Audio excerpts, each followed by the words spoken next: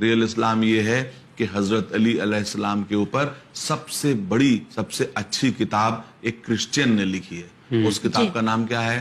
صوت العدالت الانسانیہ. Ali the voice of human justice.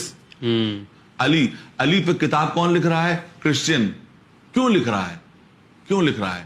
واقعہ بھی سن لیجئے. اس نے خود لکھا ہے کہ میں حضرت علی کی ذات سے بہت متاثر تھا. اس نے بہترین کتاب لکھی ہے. اس سے اچھی کتاب ابھی تک کوئی لکھ نہیں پایا.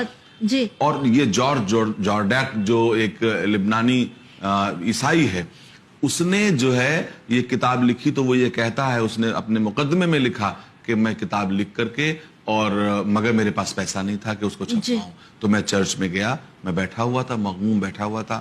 فادر آئے اور انہوں نے کہا کہ جارج کیوں تم اس طرح سے بیٹھے ہوئے ہو؟ تو اس نے کہا کہ میں نے ایک کتاب لکھی ہے, چھاپنے کے لیے پیسہ نہیں ہے.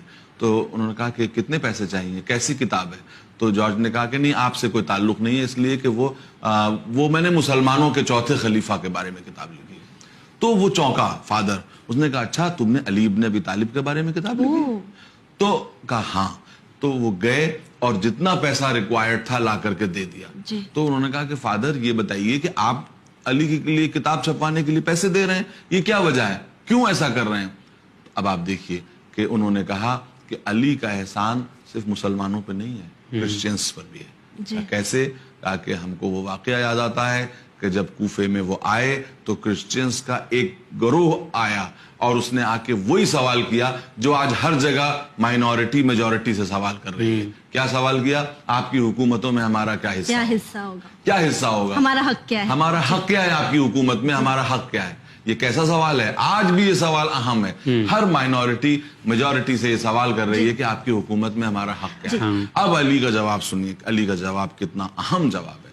علی کا جواب وہ جواب ہے جو زمان قیامت تک جاری رہے گا, اور اسی سے آپ سمجھ سکیں گے کہ اسلام کا مزاج کیا ہے.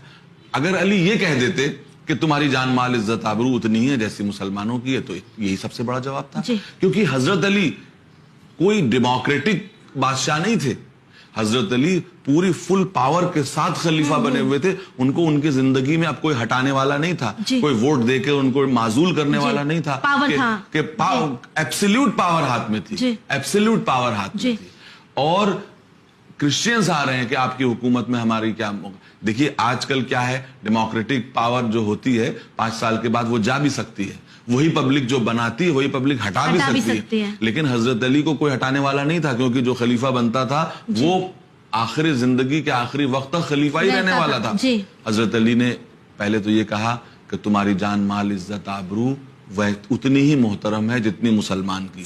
اس کے بعد اگلا جملہ سنیے, وہ ہے اصل جملہ, کہ اگر تم میں کوئی ڈسپیوٹ ہوگا اس کا فیصلہ میں انجیل سے کروں گا, یہودیوں میں کوئی ڈسپیوٹ ہوگا اس کا فیصلہ توریت سے کروں گا, مسلمانوں کا ڈسپیوٹ ہوگا تو اس کا فیصلہ میں قرآن سے. اس سے زیادہ عدل کیا ہو سکتا ہے؟ یعنی تمہارا فیصلہ تمہاری کتابوں کے ذریعے کروں گا, اپنی کتاب کے ذریعے سے نہیں کروں گا, اتنا میں حق دوں گا. تو میں کہتا ہوں کہ وہی اسلامی مسند پہ بیٹھنے کا حقدار ہے جو عیسائیوں کا فیصلہ انجیل سے کر سکتا ہو, اور یہودیوں کا فیصلہ توریت سے کر سکتا ہو, مسلمانوں کا فیصلہ قرآن